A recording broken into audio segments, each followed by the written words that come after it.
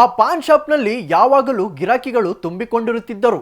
ಅದರಲ್ಲೂ ಹೆಚ್ಚಾಗಿ ಯುವಕರೇ ಅಲ್ಲಿ ಮುಗಿಬಿದ್ದು ಪಾನ್ ಖರೀದಿ ಮಾಡುತ್ತಿದ್ದರು. ಆದರೆ ಇದೀಗ ಪಾನ್ ಶಾಪ್ ಅಸಲಿಯತ್ತು ಬಯಲಾಗಿದ್ದು ಪಾನ್ ಶಾಪ್ ಮಾಲೀಕ ಅಂಧರಾಗಿದ್ದಾನೆ.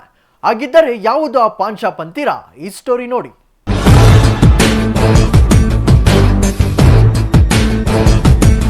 ಚಾಕೊಲೇಟ್ ಪಾನ್ನಲ್ಲಿ ಗಾಂಜಾ ಇಟ್ಟು ಮಾರಾಟ.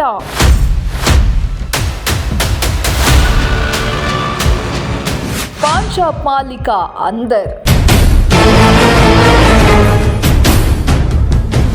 ದಾವಣಗೆರೆ ನಗರದ ರಾಮ್ ಅಂಡ್ ಕೋ ವೃತ್ತದಲ್ಲಿರುವ ಪಾನ್ ಶಾಪ್.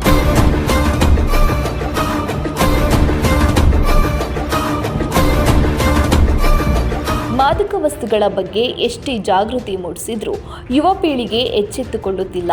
ಅದರಲ್ಲೂ ಕಾಲೇಜು ವಿದ್ಯಾರ್ಥಿಗಳಿಗೆ ಮಾದಕ ವಸ್ತುಗಳ ದಾಸರಾಗುತ್ತಿದ್ದಾರೆ. ಇದನ್ನೇ ಬಂಡವಾಳ ಮಾಡಿಕೊಂಡ ಕಿರಾತಕನೊಬ್ಬ ಪಾನ್ನಲ್ಲಿ ಗಾಂಜಾ ಇಟ್ಟು ಮಾರಾಟ ಮಾಡುತ್ತಿದ್ದು ಇದೀಗ ಲಾಕ್ ಆಗಿದ್ದಾನೆ. ಹೌದು, ದಾವಣಗೆರೆ ನಗರದ ಪ್ರಸಿದ್ಧ ವೃತ್ತಗಳಲ್ಲಿ ಒಂದಾದ ರಾಮ್ ಅಂಡ್ ಕೋ ವೃತ್ತ ಹೆಸರುವಾಸಿ. ಈ ವೃತ್ತದಲ್ಲಿ ರಾಜು ಅಲಿಯಾಸ್ ಪ್ಯಾರಲಾಲ್ ಎಂಬಾತ ರಾಜು ಪಾನ್ ಶಾಪ್ ಇಟ್ಟುಕೊಂಡಿದ್ದ.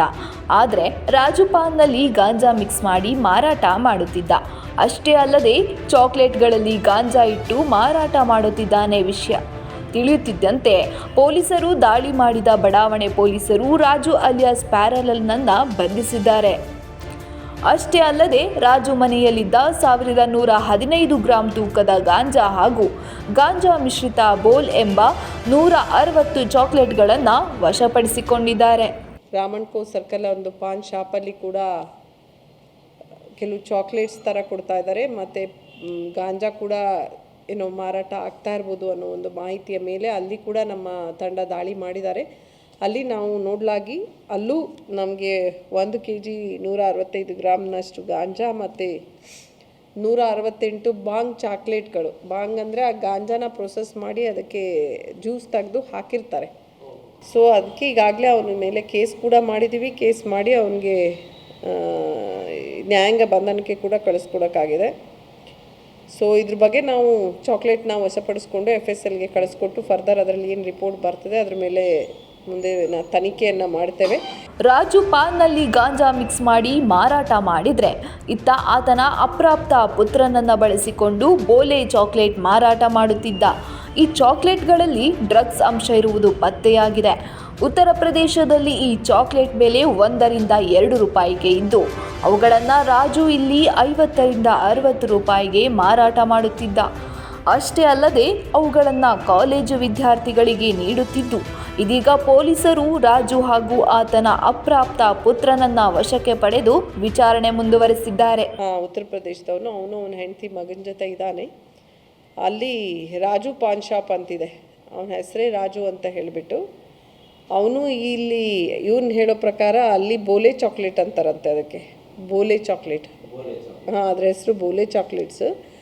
ಸೊ ಅವರು ಸ್ಟೂಡೆಂಟ್ಸ್ಗೆ ತೊಗೊಂಡಾಗ ಸ್ವಲ್ಪ ಲೈಟ್ ಫೀಲಿಂಗ್ ಆಗುತ್ತೆ ಅಂತ ಹೇಳಿ ಒಬ್ರಿಗೊಬ್ರಿಗೆ ಅದು ಗೊತ್ತಾಗಿ ಅವರು ಅಲ್ಲಿ ಹಿಂದೆ ಓದ್ತಾ ಇದ್ದ ಸ್ಟೂಡೆಂಟ್ಸು ಬಿಟ್ಟು ಡ್ರಾಪ್ಔಟ್ ಆಗಿ ಪಾಸ್ ಆಗದೆ ಅವ್ರಿಗೆ ಈ ಥರದ್ದೆಲ್ಲ ಹ್ಯಾಬಿಟ್ಸ್ ಬಂದಿರ್ತದೆ. ಅವ್ರ ಮೂಲಕ ಅದೇ ಈ ಲೋಕಲ್ ಸ್ಟೂಡೆಂಟು ಕಾಲೇಜ್ಗೆ ಹೋದಾಗ ಇವ್ರ ಪರಿಚಯ ಆಗುತ್ತೆ, ಇವ್ರ ಮೂಲಕ ಬೇರೆಯವ್ರಿಗೂ ಕೂಡ ಪರಿಚಯ ಆಗ್ತದೆ. ಅದೇ ರೀತಿ ಕೆಲವು ಸ್ಟೂಡೆಂಟ್ಸ್ಗೆ ಕೂಡ ಕೊಟ್ಟಿರೋದಿದೆ. ಅವನಿಗೆ ಅಲ್ಲಿ 1 ರೂಪಾಯಿಂದ 2 ರೂಪಾಯಿಗೆ ಸಿಗ್ತದೆ. ಸೊ ಇಲ್ಲಿ ಅವನು ಅದನ್ನು ಮಕ್ಕಳಿಗೆ 50 ರಿಂದ 60 ರೂಪಾಯಿ ಒಂದು ಚಾಕ್ಲೇಟ್ಗೆ ಮಾರ್ತಾ ಇರ್ತಾನೆ. ಸೊ ಈ ಮಕ್ಕಳು ಅದನ್ನು ಮಿಲ್ಕಲ್ಲಿ ಆಗಿರ್ಬೋದು ಅಥವಾ ಜ್ಯೂಸಲ್ಲಿ ಸಮ್ಟೈಮ್ ಡೈರೆಕ್ಟಾಗಿ ಕೂಡ ತಗೊಳ್ತಾ ಇದ್ದಾರೆ ಅಂತ ಗೊತ್ತಾಗಿದೆ. ಇವನ ಮಗನ್ನ ಬಳಸ್ಕೊಂಡು ಅವನು ಕೂಡ ಕಾನೂನು ಸಂಘರ್ಷಕ್ಕೊಳಗಾಗಿದ್ದ ಮಗು ಇದೆ, ಅದು ಇನ್ನು ಓದ್ತಾ ಇದ್ದಾನೆ.